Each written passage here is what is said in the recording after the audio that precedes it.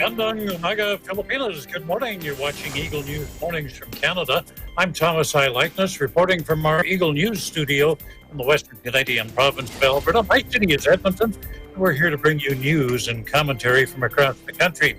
Well, it's Thursday morning. Only one more day left in the work week, and then hopefully you've got some time off. Most of us here have the weekend off. Let's now take a look at the weather in Metro. AccuWeather forecasting the usual late afternoon and evening thunder showers in Manila. High today, 34, but it's going to have a real feel of 40. Currently, we've got some clouds, 29 degrees, feels like 34. The air quality today is fair. Time for that second cup of coffee now. Feel free to help yourself. Sit back, relax, and I'll tell you what's happening in Canada. First, a look at the weather. Our street scene today coming from Calgary. I haven't been to Calgary for a couple of years now. Used to work down there, as a matter of fact. And a big thank you to Zandrea de Guzman for our street scene today. We begin our weather forecast on the west coast in Victoria, where it's mostly cloudy and 16 degrees. Same thing in Vancouver. We've got clouds and 16. Across the mountains to Alberta, in Edmonton, where I live, it's cloudy, 15. It's been cool here. It keeps raining. It doesn't seem like summer at all. Calgary, mostly cloudy and 18. In Saskatchewan, Regina, which we learned yesterday from Marcos Garuda, Regina is the geographical center of North America. It's also the capital of Saskatchewan, and it's also partly cloudy there today and 23 degrees. Saskatoon's got some light rain and 13. Winnipeg, they're back in that heat wave in central Canada, moving eastward. Winnipeg, lots of sunshine and 30 degrees. It's even hotter in Toronto, where it's partly cloudy and 34. Ottawa, mostly cloudy and 29. We move over to Montreal, cloudy and 27. That heat continues through most of the Atlantic provinces. Fredericton, sunny and 30. Halifax, partly sunny and 27. Then we go further up north to the island of Newfoundland, and in St. John's there it is chilly, light rain and 13 degrees. And that's a look at the weather in Canada. And here are some of the stories we're following today. Someone with a gun was found wandering outside the Prime Minister's home this morning. Face masks will become mandatory in Toronto. I have some tips on how to keep your home safe from COVID if you have guests over. And Canada's quarantine order for foreign travelers has been extended again, this time till we thought it was going to be the end of July. It's actually going to be to the end of August now. Our top story, police in Ottawa have arrested an armed man who entered the grounds of an Ottawa estate. That estate is home to Prime Minister Justin Trudeau and the country's Governor General. There's actually two houses on that particular piece of property surrounded by a perimeter fence. Now, the suspect has not been identified, but police have confirmed that he is a member of the military. He managed to gain access to the property about 6 o'clock this morning. He apparently rammed the gate on the perimeter fence with a vehicle. When they picked him up, he had several firearms on him. Rideau Hall is the name of the one of the residences there. That's the official residence of our Governor General, Julie Payette. Trudeau and his family live on the property at Rideau Cottage, which is anything but a cottage. It's a mansion, actually. Ontario has reported more than 300 new cases of COVID-19 over the past 2 days. 8 more deaths recorded as well. Now, we've been telling you about the COVID-19 outbreaks on southern Ontario vegetable farms. That's where hundreds of migrant farm workers are employed and forced to live in crowded conditions. One farm has been hit with a stop work order now. The local public health unit says there's 190 cases of the virus there. We want these workers isolated, so no more work. Meantime, in the city of Toronto, in an effort to control the spread of the infection, city officials telling people they must don a face mask when they go outside. We have details on that from Eagle News correspondent April Masong-Song. As of July 7th, masks or face coverings will be mandatory in all enclosed public spaces in the City of Toronto to help stop the spread of COVID-19. Toronto City Council voted unanimously for this temporary bylaw to be passed last June 30th. Take a look. Today, City Council will consider a report from Dr. Eileen Davila to effectively make it mandatory for people to wear masks or face coverings inside businesses or public facilities.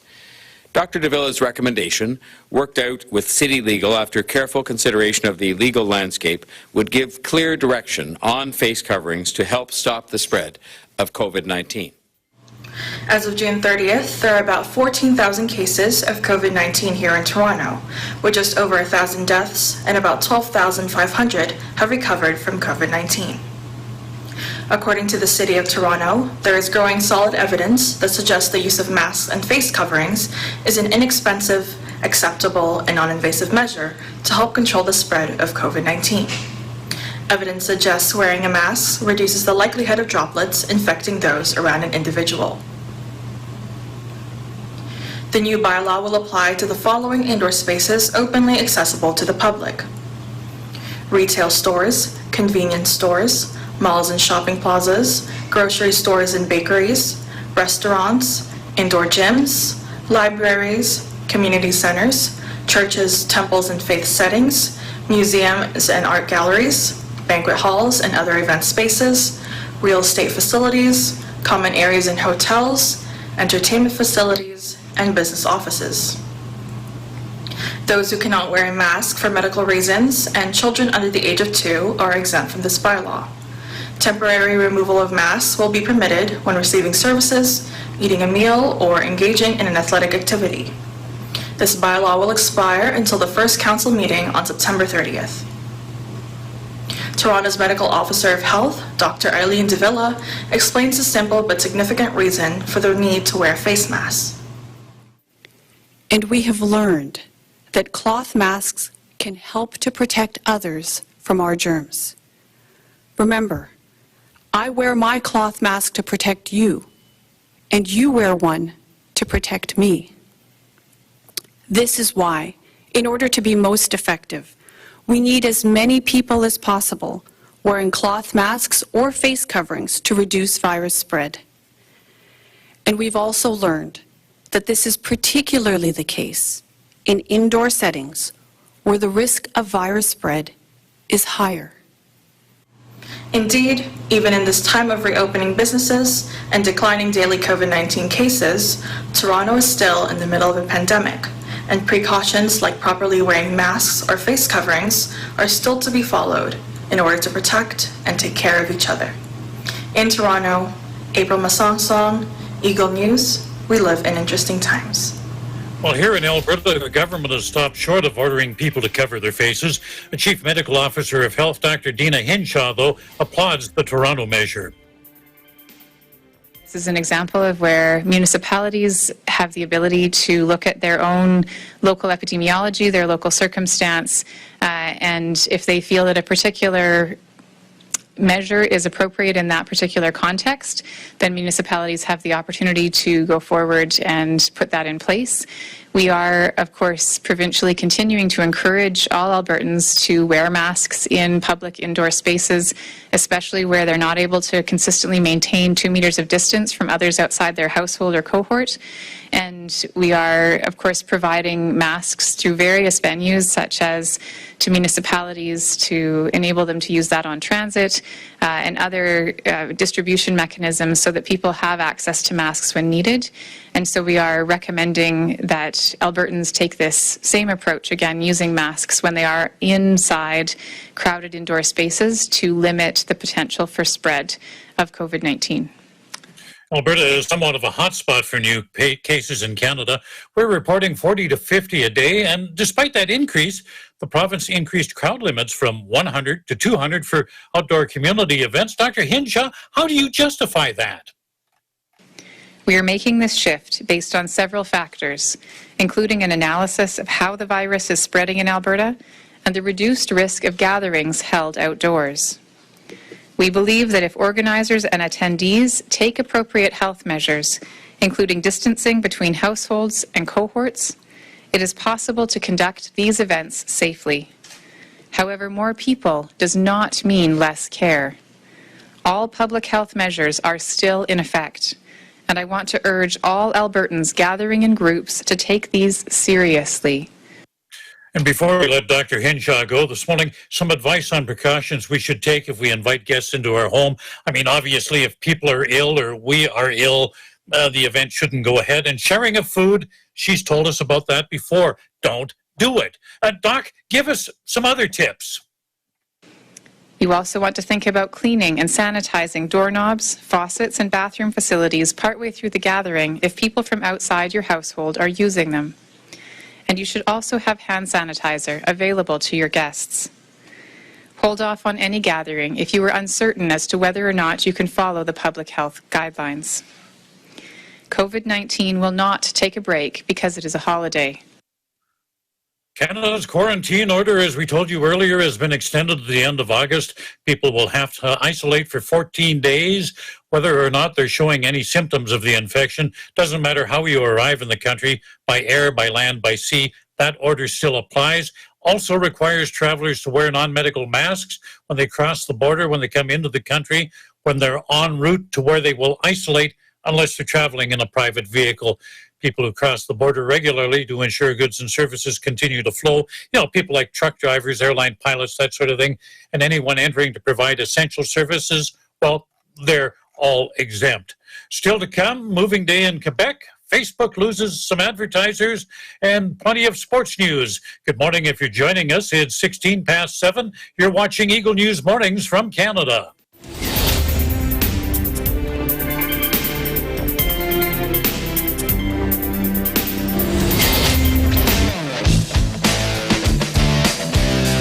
Patindi ng patindi at tuloy-tuloy ang pagpapakita ng galing ng ating mga TNG aspirants.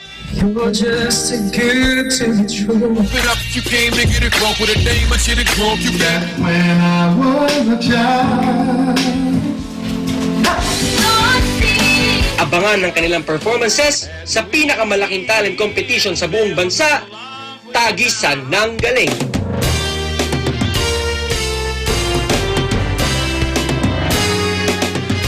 Tagisan ng Galing is presented by SMC Infrastructure, building a better world. Sandig sugar-free white coffee, puno ng white coffee taste without the sugar, kaya lower calories. Try mo na Sandig sugar-free white coffee. Sarap ng white coffee, now sugar-free. Veg-approved Nutrichops, the only premium dog food with active boost for optimum energy and prebiotics that help strengthen immunity. Just like Catherine Bernardo, gawing listo, ganado ang fur babies niyo. Listo ganado sa Nutrichops. Magnolia Chicken Templados, delicious, ready to cook and freshly marinated daily. Pure Foods Luncheon Meat, pure sarap for every family. Star Chunky Cheese Corned Beef, ang cheesy ng corned beef mo. Walang duda, kids can tell na #1 ang Pure Food Standard Juicy. Ang tender, ang juicy, ang sarap. Co-presented by Cooper, expert in air conditioning and electromechanical. Also engaged in structural, electrical, fire protection, plumbing, and sanitary services. Cooper, your ultimate MEPS and air conditioning solutions. Unlan Incorporated International, fight against global poverty. New San Jose Builders Incorporated. Canrib Corporation, your ventilation and air conditioning specialist. Vita Herbs Philippines Green Coffee, masarap, mabango, at healthy pa. Puerto Rico Resort and Convention Center, Cabiao, Nueva Ecija. I love Puerto Rico. In participation with Rain or Shine Elastomeric Waterproofing Paint, Matimco, R Square Variables Incorporated, Compizel Enterprises, Saisho International Trading Corporation, DN Steel, EMAC UPB Roof Corporation. Hey, Gretchen Ho here, and I'm a white coffee lover. Creamy kasi, and very yummy. Pero mas masarap kung hindi nakaka-guilty. Check my new discovery, San-Made Sugar-Free White Coffee. Puno ng white coffee taste without the sugar, kaya lower calories. Try mo na! San-Made Sugar-Free White Coffee. Sarap ng white coffee, now sugar-free.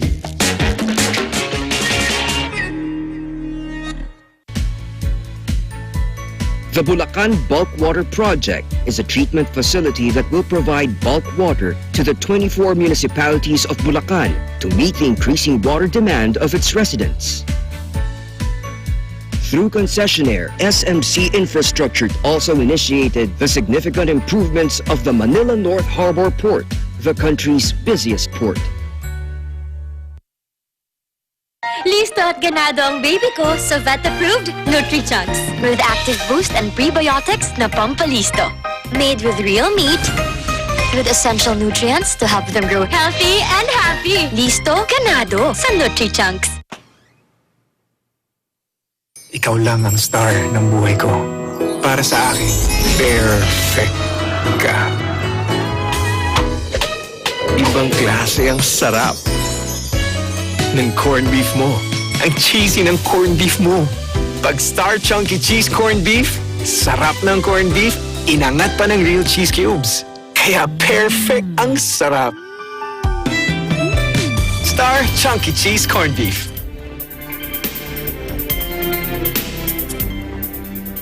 This is Eagle News Morning from Canada. I'm Thomas I. Likeness. 7:20, 28 degrees in Metro Manila. In the Canadian province of Quebec, July 1st is moving day. Hundreds of thousands of people in the French-speaking region move on that day. In Montreal alone, up to 100,000 households change their address around this time of year. Now, why does everybody do this on July the 1st? Well, the tradition reportedly dates back to the 18th century.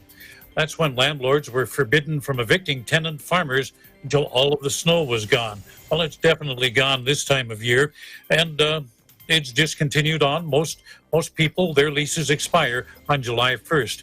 This year, the moving season has been further complicated by the pandemic. Quebec, of course, reporting more than half the cases in Canada.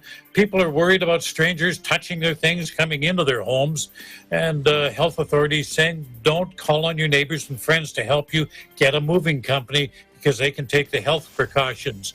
You know, moving furniture makes it impossible to keep that distance of 2 meters. Pierre-Olivier Cyr says his company is called the Moving Clan, has implemented a number of new safety measures. One of them, only one customer is allowed in the home at the time, and that will minimize contact with the moving team. He says he's purchased about 10,000 reusable face masks. He sanitizes his trucks every night. The safety measures that he's taken have cost him $100,000. So far, he hasn't passed that on to his customers. And moving's not any fun right now in Montreal. Not only is it hard work, try it in 30-degree humid weather. It's hot there. Canada's big banks no longer depositing advertising money in Facebook. Country's 5 biggest banks say they'll suspend advertising on the social media platform this month over concerns that it promotes racism, violence, and misinformation. We turn to sports now. Eagle sports reporter Zolty Horvath tells us Canadian teams with the Canadian Elite Basketball League are ready to hit the courts. The Canadian Elite Basketball League will become the first professional league in Canada to start their season. The league announced their return to play plan on Thursday, which substitutes a full season for a 26-game Summer League-style tournament to be held all in one venue. The format of the tournament is as follows. Each club will play each other once, and then the team with the worst record will be eliminated, and the remaining 6 will be seeded into a bracket. The 3rd and 6th seeds and the 4th and 5th seeds will play each other for the right to advance to the semifinals against the 1st and 2nd seeded teams. Now, initially, there was some concern over having a large group of players and staff in one area for games.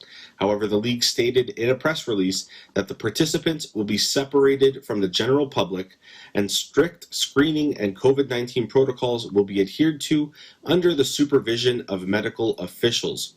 Extensive health and safety measures will be maintained for the participants, including social distancing and other specialized practices designed to limit interactions amongst participants. All 7 teams will now head to St. Catharines, Ontario, where training camps will begin on July 15th, and the actual tournament will start on July 25th. The CEBL Championship game is scheduled for Sunday, August the 9th. The league stated a full schedule will be released at a later date. In Vancouver, I'm Zolty Horvath, Eagle News. We live in interesting times. Now we go to New York, and joining us live this morning, she's becoming a real regular on the program, and I like that. Tenny Somagi. Tenny, how are things in the Big Apple, and how are things with the NHL? It's pretty hot here, and it's going to be pretty hot in Canada. That's what I understand. I understand we may host the everything. Yeah, especially your city of Edmonton, Tom, because Edmonton and Toronto are scheduled to host the Eastern and Western Conference playoffs in the NHL's plan to restart the season. The NHL also had considered Chicago and Las Vegas as hub cities, but COVID-19 positive cases had spiked in the U.S. this past week. No deal will be official until the league and the NHL Players Association sign and ratify a new collective bargaining agreement. The NHL has not announced a return timetable other than planning to have teams to gather next week to begin workouts. Now we move on to tennis. French Open organizers will allow up to 20,000 spectators to attend tournaments each day, announced on Thursday. The French Tennis Federation also announced that it will allow 10,000 fans to attend the finals at Roland Garros and could increase depending on the improved situation of COVID-19 in the country. Spectators are expected to follow social distancing rules and wearing masks are obligatory. The clay court tournament will begin September 27th and end on October 11th. Rafael Nadal will seek his record-breaking 13th French Open crown, and Australia's Ashley Barty hopes to defend her title. Planning to return to competition is three-time Grand Slam champion Andy Murray. The 33-year-old Scot is set to return to the ATP Tour next month at the Washington Open and plans to play the U.S. and French Open. Murray has struggled with a hip injury that forced him to retire from the sport last year. In New York, Tenny Sumagi, for Eagle News, we live in interesting times. Tenny, everybody here is excited to see hockey coming back, especially in my city. I mean, they live and breathe hockey here, and if we wouldn't have been a hub, I don't know. People would have been in a depression until the end of the year, I think. But I got to ask you, what do we got? About 24 teams going into the reduced playoff kind of thing. Who are your two favorites to make it to the finals? Sadly, it's not the Edmonton Oilers, Tom. Sorry about that. It's always next year for us. There's always next year for them, and there's always next year for the other Canadian teams. But my favorite to meet in the Stanley Cup Finals, I would love to see a repeated performance of last year's Stanley Cup Finals between the Boston Bruins and the St. Louis Blues. These two teams are the top teams in their respective conferences. Boston is just, it's always great to be a Boston sports fan because anytime they win a sporting event, it's a party out there. They're one of the most crazed sports fans in America. I love seeing them, celebrate. And I shouldn't say that being a New Yorker. And they are America's oldest NHL team. So I'd like to see them try to win it. They've had success in the Stanley Cup the last couple of decades, but St. Louis Blues, you gotta give it up to them. Last year's win was a Cinderella story. January, they were last in their division. They climbed up, worked hard to make the playoffs, and eventually they won the Stanley Cup in true Game 7 fashion on the road. I'd love to see them defend their title, something that hasn't been repeated since Sidney Crosby and the Pittsburgh Penguins did it in 2016 and 17. Something to look forward to, the playoffs, and hopefully the cup being awarded in Canada, maybe not to a Canadian team. And in Edmonton, we're kind of used to that. Next year. But it's okay. It's okay, Tom, because half the NHL players, majority of them are Canadian. Yes, that's true. So it's a Canadian team just located south of the border. Thanks for joining us this morning, Jenny. You're always welcome here. EBC is your headquarters for entertaining and informative programming. Programs like EB Sports International Home Edition. With a number of leagues about to resume play, we just told you about one. You want to miss an episode of this program as hosts bring you the latest in sports news as well as some interesting debate. EBC Sports International Home Edition. Find it on Facebook and YouTube. Before I go, I want to wish Brother TJ Orosa, Chairman of Eagle Broadcasting Corporation, a very happy birthday. Brother, stay in good health. We value your leadership. That's our program for today. On behalf of our Canadian news team, I wish you all good health. Take care of others. Take care of yourselves. Stay home, stay safe, and stay tuned to Eagle News for accurate and balanced coverage of the COVID-19 pandemic and other current affairs. In Edmonton, Canada, Thomas I. Likeness, Eagle News. We live in interesting times. Stay tuned for Agila, Balita, hosted by Maricar Valesco. Thank you, Tom. See you next week. We will see you then. Narito ang mga pangunahing balita sa loob at labas ng bansa. Tinagid at kinalap ng Agila News Team. Agila Balita!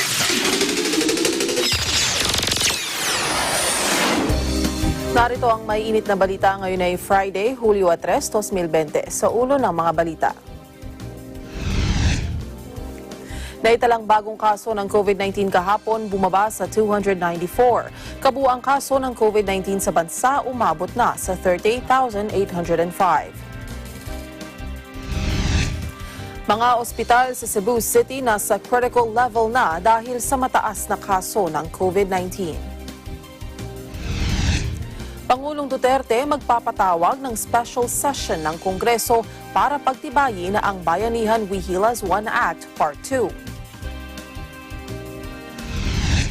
Block time agreement ng ABS-CBN at AMCARA paiimbestigahan ng Kamara sa National Bureau of Investigation. Frequency signal ng AMCARA para sa airtime ng ABS-CBN sa Channel 43 na bunyag na galing mismo sa tower ng ABS-CBN Corporation. Sa ating balitang abroad, mahigit sa 160 minero patay sa pagguho ng lupa sa isang jade mine sa northern Myanmar. Ako ang inyong magiging tagapaghatid balita. Ako po si Maricar Velasco. Sa detalye ng mga balita, umakyat na sa 38,805 ang kabuang bilang ng COVID-19 cases na naitala sa bansa. Ito ay matapos makapagtala ang Department of Health ng 294 na karagdagan pang kaso. Sa mga bagong bilang na ito ay 52 ang fresh cases habang 242 naman ang late cases. Sa mga fresh cases, 10 ang mula sa National Capital Region, 25 mula sa iba pang lugar sa bansa at 17 mula sa hanay ng repatriate. Sa mga late cases naman, ang 50 ay mula sa NCR, 164 naman sa iba pang lugar sa bansa at 28 mula sa hanay ng repatriates. May naitala namang 235 na naka-recover mula sa sakit. Dahil dito umakyat na sa 10,073 ang bilang ng mga pasyenteng gumaling mula sa virus. May 4 na mga naitalang nasawi dahil sa COVID-19. Nilinaw naman ng DOH na lahat ng 4 na nasawi na ito ay noon June pa namatay. Sa ngayon, umabot na sa 1,274 ang kabuuang bilang ng nasawi sa bansa dahil sa COVID-19. Meron po tayong 52 fresh cases na nadagdag sa ating talaan kung saan 10 ay mula sa National Capital Region, ang 25 ay mula sa iba't ibang rehiyon at 17 po ang repatriates. Wala po tayong naitalang kaso mula sa Region 7 sa araw na ito.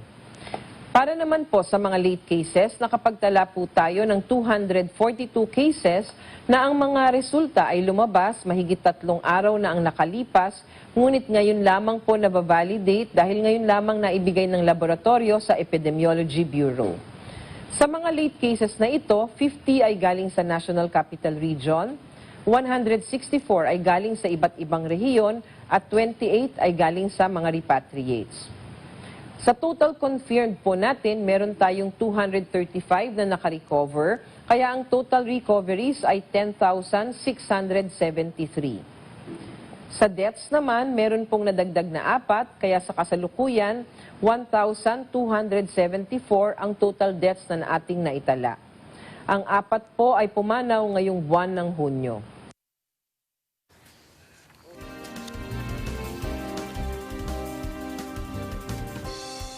Nasa critical level na ang mga ospital sa Cebu City dahil sa mataas na kaso ng COVID-19. Kaya naman ang Department of Health patuloy na minomonitor ang sitwasyon sa Cebu bukod sa nagpadala na ng karagdagang mga doktor. Si Madeline Villar Moratillo sa detalye. Sa gitna ng patuloy na pagtaas ng COVID cases, umabot na ngayon sa critical level ang mga ospital sa Cebu City. Kaya naman ayon kay Health Undersecretary Maria Rosario Berhere, mahigpit nila itong binabantayan ngayon upang maibigay ang mga kinakailangang suporta. Bagamat hindi naman aniya mataas ang case doubling time o bilis ng pagdami ng virus infection na nasa 7.62 days, ay nasa critical level pa rin ang critical care utilization ng Cebu City na nasa 62.45%. Isa sa mga ospital na malapit ng umabot sa 100% ng admission capacity para sa COVID-19 ay ang Chonghua Hospital sa Cebu. Paliwanag ng opisyal, marami sa mga ospital sa Cebu ay level 1 hospital at walang ICU, kaya kailangan pang kumuha ng mga karagdagang gamit at mga espesyalista. Aminado si Vergere na mas una talagang napupuno o mas pinupuntahan ng mga pasyente ang mga pribadong paggamutan kaysa government hospitals. Maliban naman sa Dr. Studa Barrios, nagpadala rin ng mga karagdagang doktor ang DOH sa Cebu City mula sa Philippine Society of Medical Specialists. Para sa Eagle News, Madeline Villar-Moratillo, we live in interesting times. Nagnegatibo sa COVID-19 ang nasa 34,196 sa isinagawang RT-PCR test ng Subtask Group for the Repatriation of OFWs mula June 12 hanggang July 1. Ayon sa PCG, kabilang sa datos ang mga OFWs at non-OFWs. Inabisuhan naman na ang mga returning overseas Filipinos na kabilang sa listahan na makipag-ugnayan sa PCG o OWA personnel sa quarantine facility para sa pagproseso ng pag-uwi sa kani-kanilang probinsya. Ibibigay naman ang quarantine clearances sa Parañaque Integrated Terminal Exchange o Ninoy Aquino International Airport Terminal 2. Pansamantalang isinara ang Central Office ng Commission on Human Rights sa Quezon City para sa disinfection procedures. Sa abiso ng CHR, ang pagsasara ay simula kahapon, July 2. Sarado din ngayong araw ang tanggapan ng CHR Region 4B. Kung may importanteng pakay sa CHR, maaaring makipag-ugnayan gamit ang hotlines, emails at social media accounts ng ahensya. Bukas ang hotlines mula 8 a.m. hanggang 5 p.m.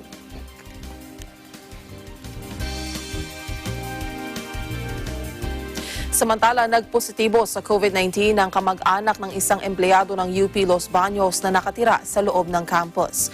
Ayon sa UPLB, ito ang unang kumpirmadong kaso ng COVID-19 sa loob ng universidad mula nang isailalim sa Enhanced Community Quarantine ang Luzon noong Marso. Naka-quarantine na ang pasyente sa isang government hospital sa Laguna at nagsasagawa na rin ng contact tracing sa mga nakasalamuhan nito. Sumailalim na rin sa swab test ang UPLB employee at lahat ng miyembro ng sambahayan nito. Minomonitor ang pamilya ng University Health Service, Municipal Health Office at University Police Force habang naka-quarantine.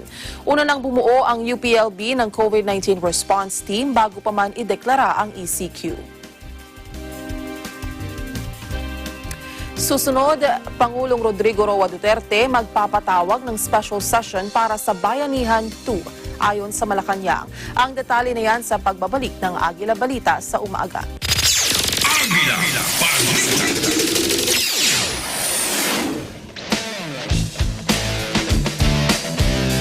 Patindi ng patindi at tuloy-tuloy ang pagpapakita ng galing ng ating mga TNG aspirants. You're just too good to be true. It up, you came to get it wrong with a name, I should have drunk you back. When I was a child. Abangan ng kanilang performances sa pinakamalaking talent competition sa buong bansa, Tagisan ng Galing.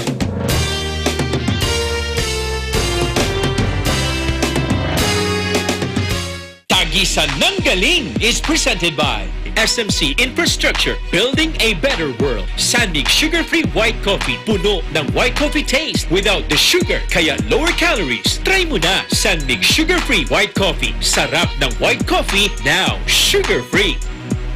Vet-approved Nutrichocs, the only premium dog food with active boost for optimum energy and prebiotics that help strengthen immunity. Just like Catherine Bernardo, gawing listo ganado ang fur babies niyo. Listo ganado sa Nutrichocs. Magnolia Chicken Templados. Delicious, ready to cook and freshly marinated daily. Pure Foods Luncheon Meat. Pure sarap for every family. Star Chunky Cheese Corned Beef. Ang cheesy ng corned beef mo. Walang duda. Kids can tell na #1 ang Pure Foods Tender Juicy. Ang tender, ang juicy, ang sarap. Co-presented by Cooper, expert in air conditioning and electromechanical.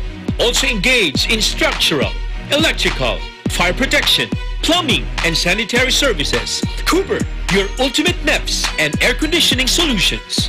Unlad Incorporated International, fight against global poverty. New San Jose Builders Incorporated. Canrib Corporation, your ventilation and air conditioning specialist. Vita Herbs Philippines Green Coffee. Masarap, mabango, at healthy pa. Puerto Rico Resort and Convention Center, Cabiao, Nueva Ecija. I love Puerto Rico. In participation with Rain or Shine Elastomeric Waterproofing Paint, Matimco, R Square Variables Incorporated, Compizel Enterprises, Saisho International Trading Corporation, DN Steel, EMAC UPB Roof Corporation. Hey, Gretchen Ho here, and I'm a white coffee lover. Creamy kasi, and very yummy. Pero mas masarap kung hindi nakaka-guilty. Check my new discovery, San-made sugar-free white coffee. Puno ng white coffee taste without the sugar, kaya lower calories. Try mo na! San-made sugar-free white coffee. Sarap ng white coffee, now sugar-free.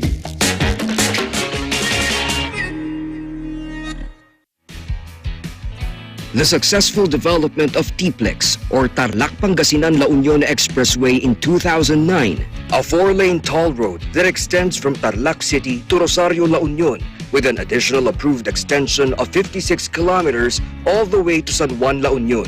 This is expected to reduce travel time to Baguio and other provinces in northern Luzon. Realizing the vision of creating a better world for Filipinos fueled the team's focus. Listo at ganado ang baby ko sa vet-approved Nutri-Chunks with active boost and prebiotics na pampalisto. Made with real meat, with essential nutrients to help them grow healthy and happy. Listo, ganado sa Nutri-Chunks. Ikaw lang ang star ng buhay ko. Para sa akin, perfect ka. Ang cheesy ng corned beef mo. Pag Star Chunky Cheese Corned Beef, sarap ng corned beef, inangat pa ng real cheese cubes. Star Chunky Cheese Corned Beef. Agila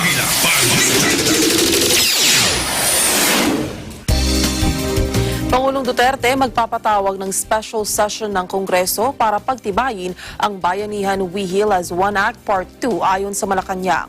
Si Vic Sumintak sa detalye.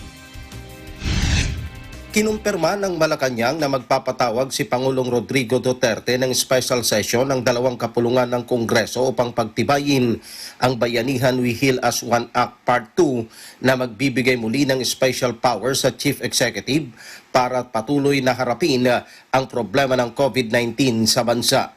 Sa regular virtual press briefing sa Malacanang, sinabi ni Presidential Spokesman Secretary Harry Roque na planchado na ang panukalang batas na magiging laman ng Bayanihan We Heal as One Act Part 2. Ayon kay Roque, mismong si Finance Secretary Carlos Dominguez na ang nagrekomenda kay Pangulong Duterte para magpatawag ng special session ng Kongreso. Inihayag ni Roque na kailangan pa rin ng Pangulo ang batas na magagamit ng administrasyon para mabilis na matugunan ang mga pangangailangan sa pagharap sa problema ng COVID-19. Ang Bayanihan We Heal as One Act Part 1 ay nagpaso noong June 25 na ginamit ng Pangulo para ma-realign ang mga pondo ng iba't ibang ahensya ng pamahalaan na ginamit upang tugunan ang unang bugso ng COVID-19. Para sa Eagle News, Vic Sumintak, we live in interesting times. Isang resolusyon ang inihain sa Senado para imbestigahan ang nangyaring pagpatay ng mga pulis sa 4 na sundalo sa Holosulu. Sinabi ni Senadora Risa Hontiveros, hindi dapat maging trigger-happy ang mga pulis at kailangang tignan ang posibleng pag-abuso. Si Mayan Corvera sa detalye. Pinaiimbestigahan ng mga senador ang kaso ng pamamaril at pagpatay ng mga pulis sa 4 na intelligence officer ng militar sa Hulo-Sulu. Naghain na si Senator Risa Hontiveros ng Senate Resolution number 460 para igiit ang hiwalay na investigasyon sa kaso. Iginiit ng senador na hindi maaring trigger-happy ang ugali ng mga pulis at dapat tignan ang kanilang posibleng pag-abuso. Tinukoy nito ang pahayag ni Army spokesman Lieutenant Colonel Ramon Agila na sa kanilang investigasyon, wala ni isa sa mga sundalo ang nagpaputok ng kanilang baril kaya hindi ito maaaring iugnay sa misencounter. Inihalimbawa rin nito ang pagbaril sa retiradong sundalo na si Winston Ragos sa Quezon City na pinatay kahit sinabi nang may problema ito sa pag-iisip. Iginit rin ni Senator Francis Pangilinan na makakatulong ang impartial at independent investigation para malaman ang katotohanan at mabigyan ng hustisya ang pagkamatay ng mga sundalo. Magkaiba kasi anya ang bersyon ng militar at pulisya sa kanilang report matapos ang insidente. Sa bersyon ng militar, hinahanap ng mga ito ang umano'y foreign suicide bomber na hinihinalang nakapasok sa lugar at nagpakilala ng mga sundalo sa police checkpoint. Pero sa bersyon ng PNP, nagpapatrolya sila nang mamataan umano ang mga armadong lalaki kaya inunahan at pinaputukan. Ayon sa senador, nakakabahala ang ganitong insidente dahil hindi pa naman naisa sa batas ang anti-terror bill. Napakabilis lang bumunot ng baril ang mga pulis samantalang hindi pa kumpirmadong terorista o masamang grupo ang kanilang kaharap. Maaring magamit rin umano itong pang-abuso sa mga ordinaryong tao na walang armas at walang laban sa mga otoridad. Ayaw munang magkomento ni dating PNP Chief at Senator Ronald Bato de la Rosa sa issue dahil hindi pa tapos ang investigasyon ng NBI. Bukod dito, ang kanyang komite ang maaaring humawak sa investigasyon. Sinabi ni de la Rosa na chairman ng Committee on Public Order and Dangerous Drugs na sisimulan nila ang pagdinig sa issue oras na mai-refer ang resolusyon sa kanyang komite. Pero maaring sa 2 linggo pa ito ng Hulyo maisagawa sa pagbabalik ng sesyon ng 2 kapulungan ng Kongreso. Para sa Eagle News, may Ann Corvera, we live in interesting times. Block time agreement ng ABS-CBN at AMCARA paiimbestigahan ng Kamara sa National Bureau of Investigation. Frequency signal ng AMCARA para sa airtime ng ABS-CBN sa Channel 43 na bunyag na galing mismo sa tower ng ABS-CBN Corporation. Si Eden Santos sa detalye. Paiimbestigahan sa National Bureau of Investigation ang pagkakaugnay ng ABS-CBN Corporation at AMCARA. Ito ang iminungkahi ni House Senior Deputy Majority Leader at Cavite Representative Crispin Remulla sa ika-11 pagdinig ng House Committee on Legislative Franchises at Good Government and Public Accountability na sinigundahan ni Anakalusugan Party List Representative Mike Defensor. Para madali tayo rito, since we are already within, just give me 5 minutes. Pero ang sa akin po, padala po natin ng NBI. Tawagan natin ng NBI, tulungan tayong mag-imbestiga tungkol ho sa veracity ng report ng NTC. Para ho magkasubukan na. Kasi dito po, para magkaintindihan na hindi ho tayo nanggigipit, tayo po, batas lang po ang pinatutupad natin. Wala tayong ginigipit, batas ang sinusunod natin, sila ang hindi sumusunod sa pagpapatupad ng batas. And if there will be a call by the Honorable Remulla for the NBI to look into this, we have the reports of the NTC, then I join him, Mr. Chairman. Lumitaw sa hearing na tumatanggap ang AMCARA ng 14 million pesos na bayad sa kanilang block time agreement sa ABS-CBN. Nabunyag din na walang sariling tower at mga equipment ang AMCARA. Sinabi ni National Telecommunications Commission Commissioner Gamaliel Cordova na mismong sa tower ng ABS-CBN na nasa Mother Ignacia sa Quezon City nang gagaling ang signal nito na inamin naman ng AMCARA. This monitoring report is being submitted in compliance with Mission Order Number NCR 104-20 dated June 30, 2020 to monitor and locate the signal source of Channel 43. Ano po yan? 647.143 MHz assigned to AMCARA Broadcasting Network. Upon receipt of the order, the undersigned immediately conducted the radio frequency monitoring through the use of RNS radio monitoring equipment in order to determine and verify any existing radio frequency propagation and eventually identify the exact location of the transmitter being monitored. Kumbaga po ay hinahanap po nila kung nasaan.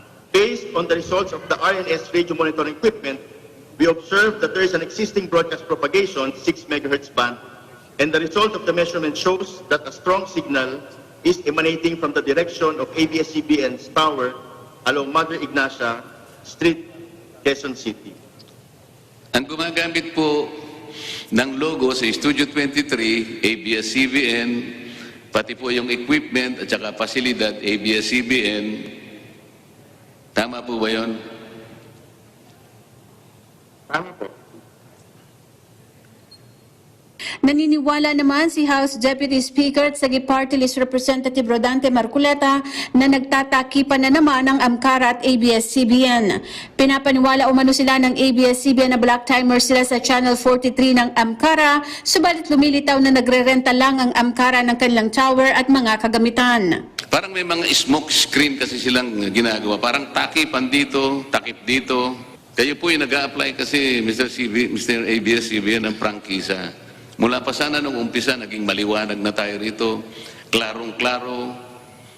Nagsimula siguro tayo sa pag-amin ng pagkakamali natin. From day one hanggang ngayon, hindi po ganun ang nakita namin eh.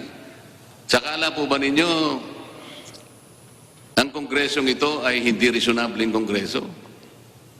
This Congress is comprised of several moving parts. 300 people on in all. Meron kaming sariling pananaw bawat isa. Ngunit pwede kaming magkaisa kapag nakita namin na hindi kayo pumunta rito para humingi ng prangkisa sa isang malinis na kaparaanan. He who comes to equity must come with clean hands. Lumitaw din sa investigasyon ng dalawang komite ng ABS-CBN lang ang nag-iisang kliyente ng AMCARA. Sinabi ng mga kongresista na isang halimbawa ng use of rock ang ginagawa ng AMCARA at ABS-CBN. Itinanggi naman ito ng AMCARA at sinabi ni Karandang na pinapayagan ng black time ng KBP. Parang exclusive ata yung inyong ano po sa kanila. Tama po ba? Sila lang po yung, kasi from the time 1996 hanggang ngayon, sila lang po yung black timer po sa inyo. Tama po yun. Sa kanila lang po sila lang po naka-black time sa amin. Okay. Kaninong equipment po yung ginagamit?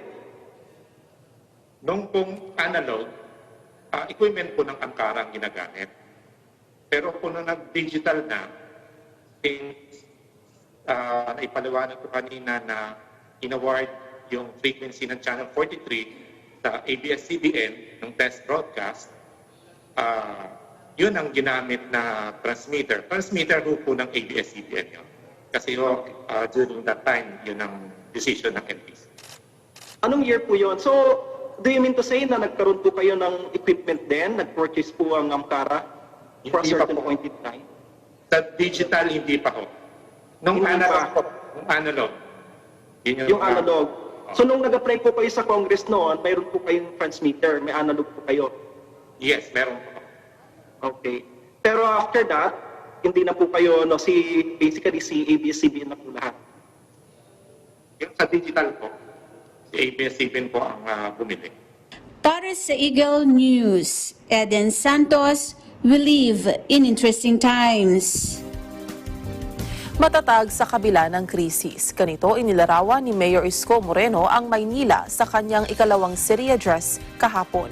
Isa sa inilahad ng alkalde ang mataas na revenue ng lungsod na nasa higit 12 bilyong piso bukod sa maraming nagbukas na negosyo. Si Madeline Villar Moratillo sa detalye. Nananatiling matatag ang Maynila na siyang capital ng Pilipinas sa kabila ng krisis na dulot ng COVID-19 pandemic. Ito ang binigyan diin ni Manila Mayor Isko Moreno sa kanyang ikalawang State of the City address ngayong araw. Gate ni Moreno, bawat henerasyon naman ay may mga krisis talagang kinakaharap na siyang susubok sa katatagan ng lahat.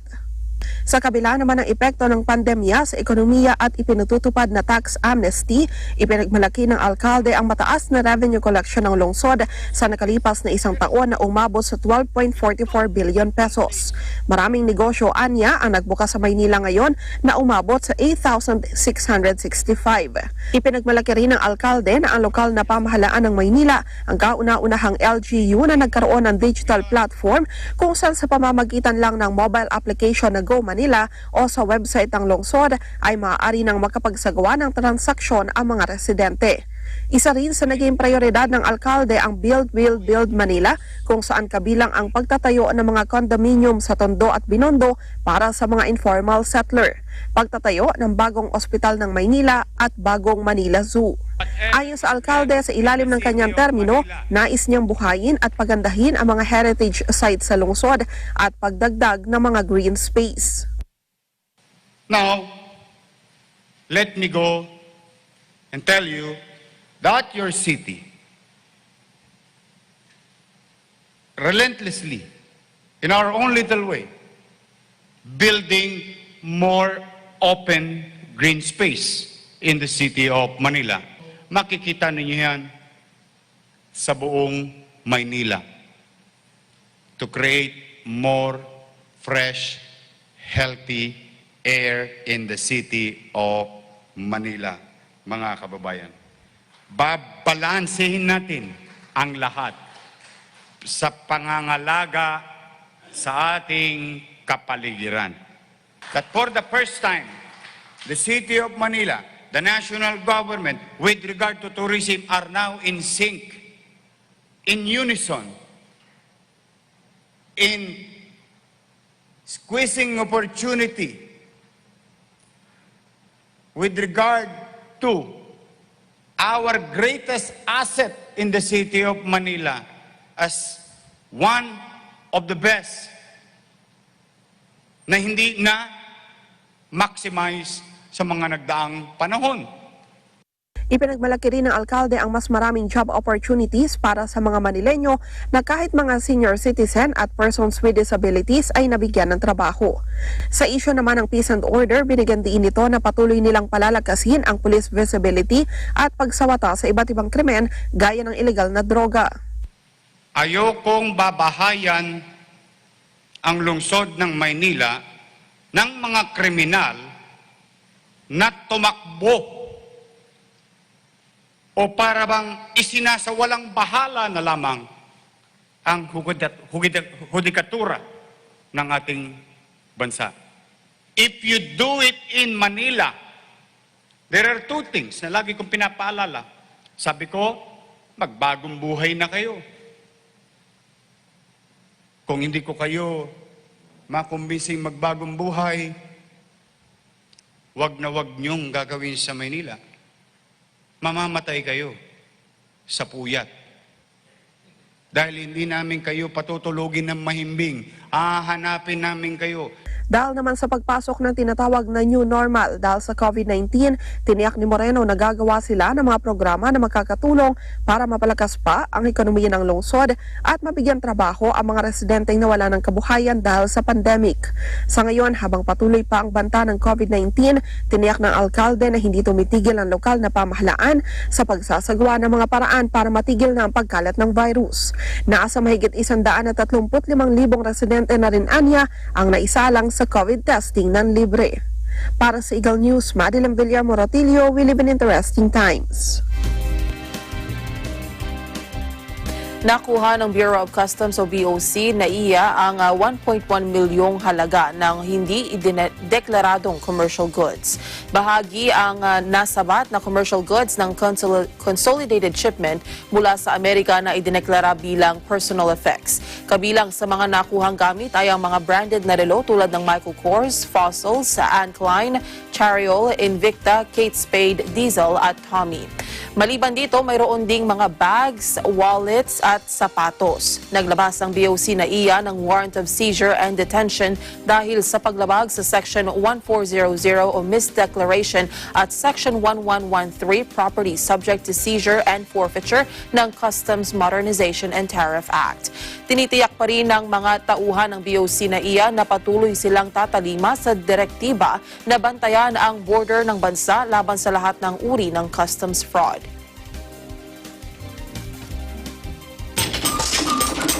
Mga pangyayari sa labas ng bansa. Balitang Abroad. Mahigit sa 160 minero ang namatay sa nangyaring pagguho ng lupa sa isang jade mine sa northern Myanmar. Sa pahayag ng Myanmar Fire Services Department, nangyari ang trahedya dahil sa pagbuhos ng malakas na ulan. Nagdulot ito ng paglambot ng lupa sa open cast mines na nagresulta sa pagguho ng lupa. Mayroon ng 162 bangkay ng mga minero ang na-recover ng mga otoridad.